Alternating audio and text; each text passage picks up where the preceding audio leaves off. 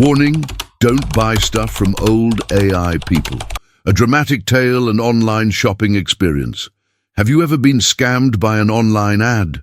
Ever wondered who's behind those emotional ads on the internet? An elderly person with a kind smile, sad. Eyes and an invitation to buy the last batch before I retire? Or have you ever clicked buy thinking you're helping someone, only to receive a shoddy item and feel betrayed? If you're nodding, you're not alone. I've fallen into that trap too, more than once. Curious to know who these scammers are, join me as we step into the dark world of ghost companies, where the truth is more dramatic than any movie.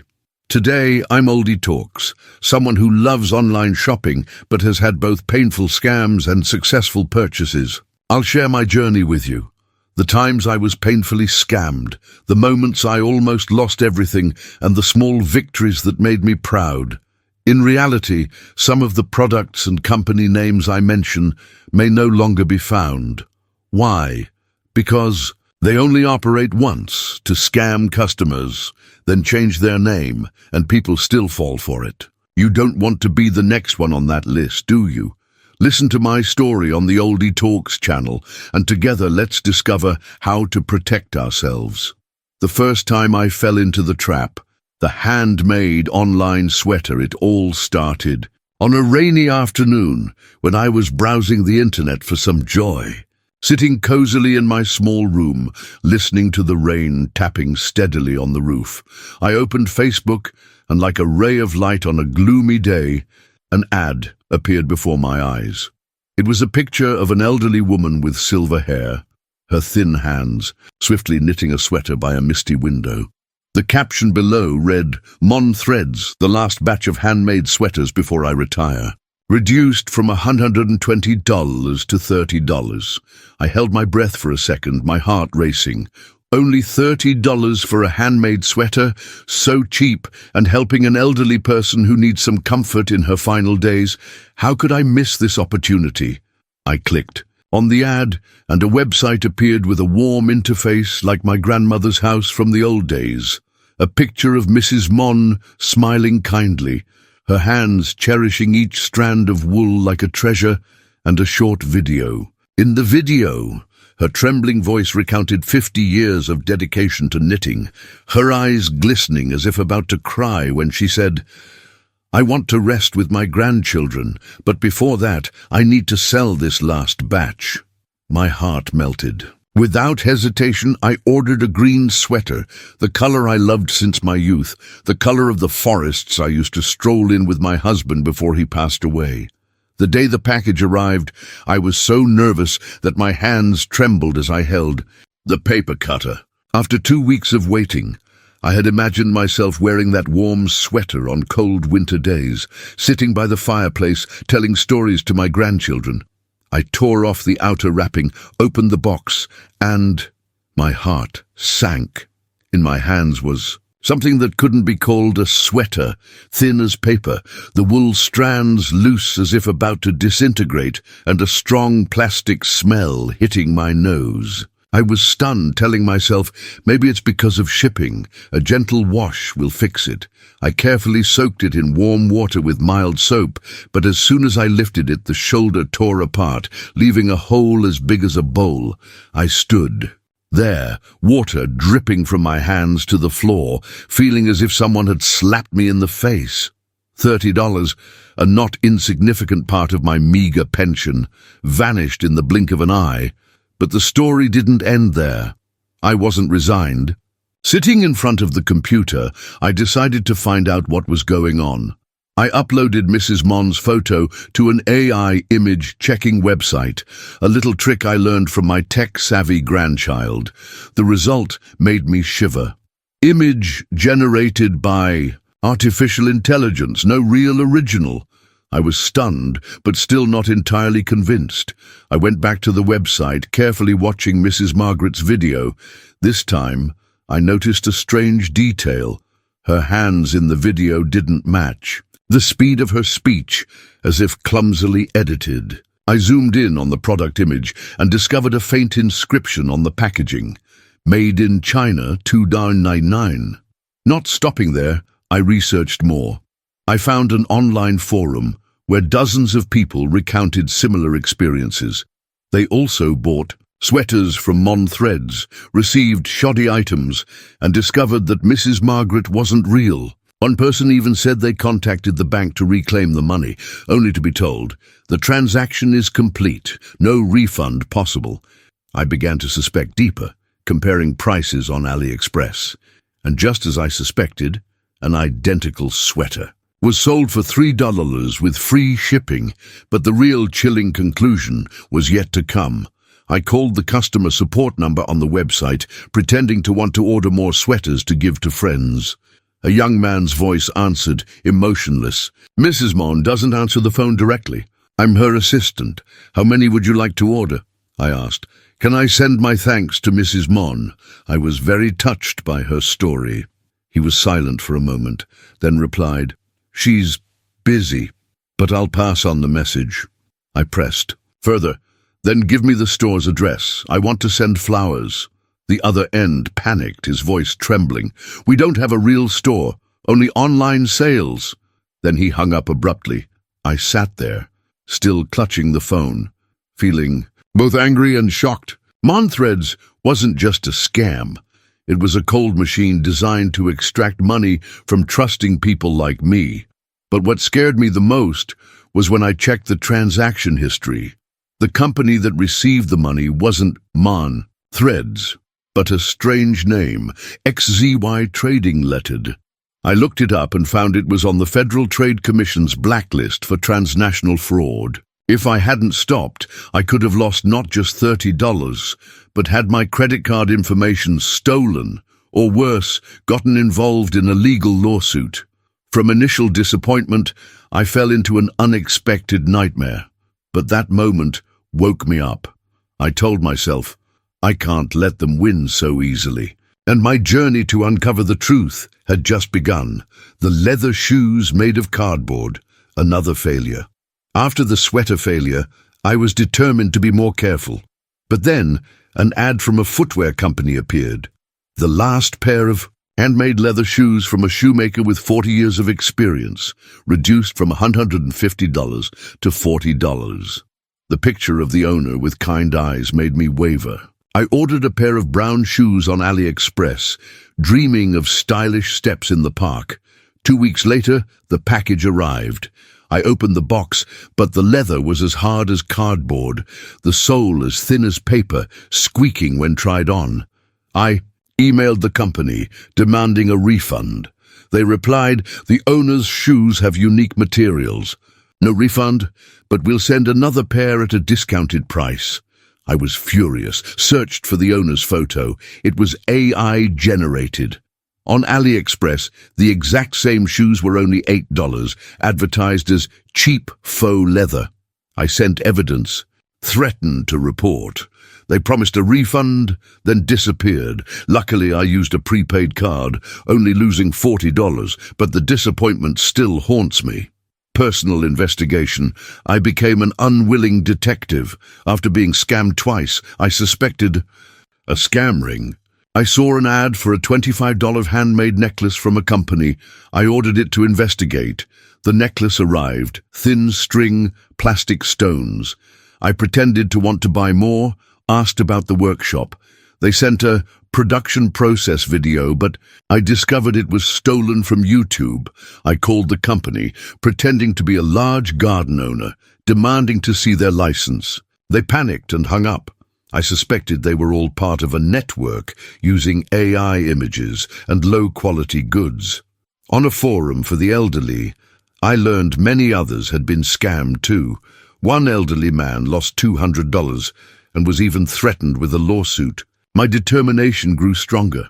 The time I almost lost everything, confronting the blanket company on a freezing winter afternoon with the cold wind blowing through the window cracks. I was browsing Facebook and came across an ad from a blanket manufacturing company. A thick, warm handmade blanket appeared before my eyes with an enticing caption, "Only $60 left, reduced from $200. The final masterpiece of the company owner, a 60-year experienced artisan before retirement." I imagined myself curled up, in that blanket, listening to the crackling firewood in the fireplace, feeling embraced by the warmth of a kind grandmother. But after so many scams, I had learned that nothing is too good to be true without being suspicious. I decided to check. With a bit of nervousness, I emailed the company requesting real photos of the blanket instead of the sparkling images. On the website, they responded quickly, sending back a few photos. I looked closely, zooming in on every detail, and then my heart tightened when I discovered a faint logo in the corner of the blanket, identical to a big brand's logo I had seen on Amazon. Is this a counterfeit? The question swirled in my mind, accompanied by a creeping sense of unease. Unwilling to give up, I decided to make a bold move. I called the company, pretending to be a potential big customer. My voice tried to maintain excitement. I want to order 10 blankets for a charity event. But before that, I want to visit the owner's workshop to see the process of making these wonderful blankets. The other end was silent for a long time. Then a tense female voice replied, "Unfortunately, for security reasons, we cannot allow customers to visit." Security? For a blanket workshop? I muttered to myself, the suspicion now turning into a surging wave. I pushed further. "Then can I speak directly with Mrs. Edith? I want to hear her talk about her craft." Another silence. "The owner is very busy, but I can pass on the message," she replied, her voice trembling as if trying to hide something. Something was wrong. I hung up, my hands slightly trembling from adrenaline. I dove into research, flipping through websites, forums, and even old articles. Finally, I found a small piece of news that made my blood run cold. This blanket company had been sued for selling counterfeit goods, scamming numerous customers. I slumped into the chair, cold sweat running down my spine. If I had ordered 10 blankets, I would have lost $600 on fake items, and worse, could have been dragged into legal trouble just because of my gullibility. But I didn't let them win easily. With a bit of anger and determination, I posted a long warning on a Facebook group for the elderly, recounting my entire experience. I also sent a final email to the company, requesting certification documents for the origin. Of course, there was no response, and then, just a few days later, the blanket company's website disappeared completely, as if it had never existed. I breathed a sigh of relief, feeling like I had just escaped a nightmare. Intuition and caution had saved me, and I hope my story will be a shield for others. Moments of victory amid the scams.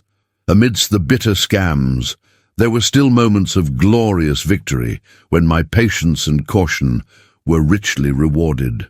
One of them was when I found a small shop on Etsy selling handmade coats for only $50. After costly lessons, I was no longer an impulsive buyer. I spent hours researching, reading every review on Etsy, scouring independent blogs, watching unboxing videos on YouTube, and zooming in on every detail of the coat. The seller, a young artisan named Sarah, patiently answered all my questions. From the fabric material, the type of thread, to how she hand-cut each piece of fabric.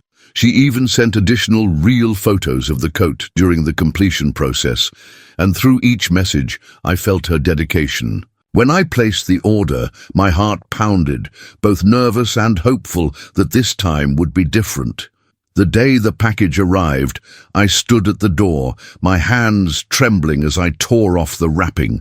When the coat appeared, I almost screamed with joy.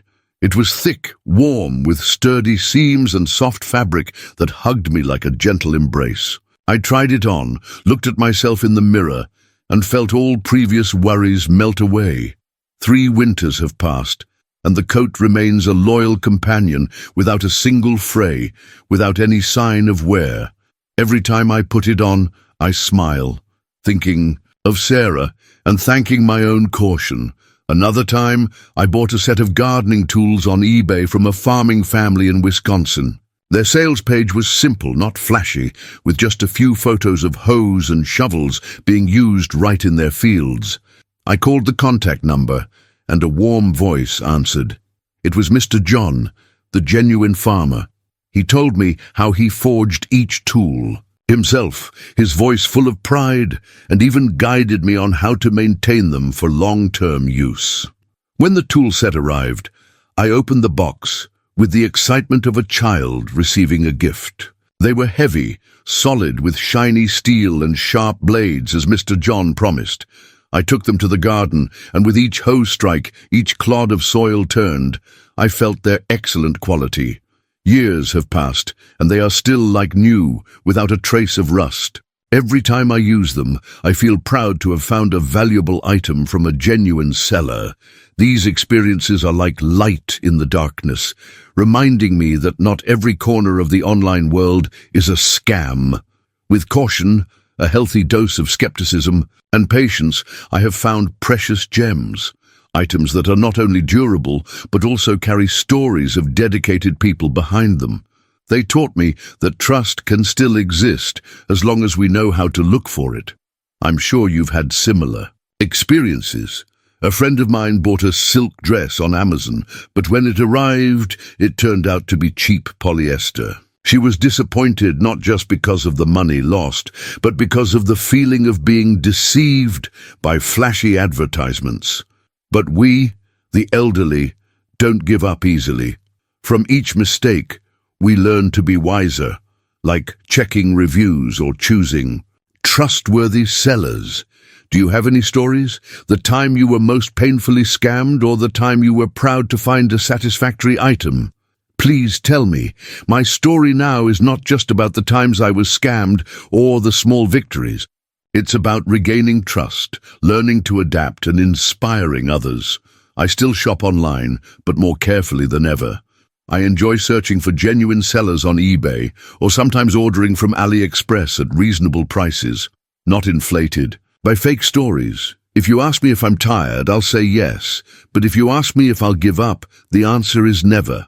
Every time I stop a scammer, every time I help someone avoid a trap, I feel stronger. Age doesn't weaken me, it's the motivation to keep going.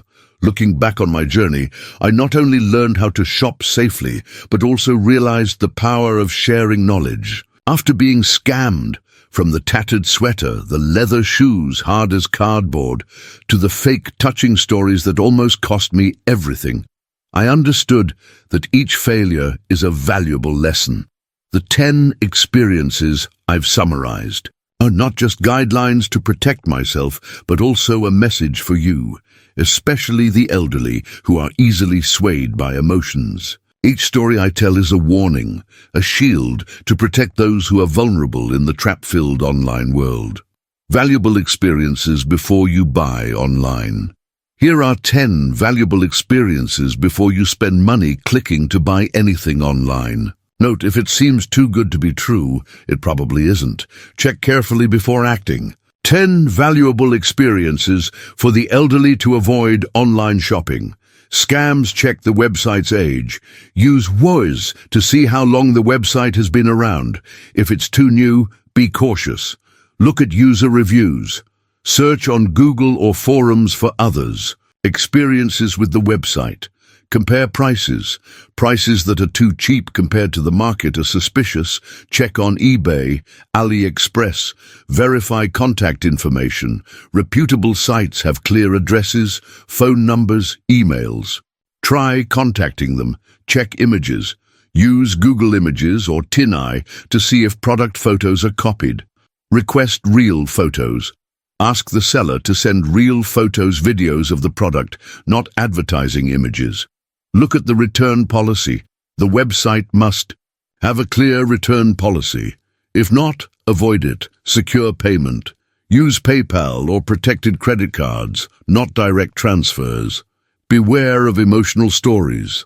Overly touching stories are often tricks. Stay alert. Ask relatives. If in doubt, ask friends or family to check before buying. Through the stories and experiences I've shared, I hope you've drawn valuable lessons to protect yourself in the trap-filled online shopping world. But the story doesn't end here. I want to hear from you. Please share your experiences in the comments, whether it's the time you almost got scammed or the tips you've learned. Each of your stories can help others avoid similar mistakes. If you find this video helpful, please subscribe to the Oldy Talks channel to not miss the latest content on safe and wise shopping. Don't forget to like and share this video to spread the information to more people. Together, we can create a safe and alert online shopping community. Thank you for watching this video. I look forward to seeing you in the next video. Always be careful and enjoy smart shopping.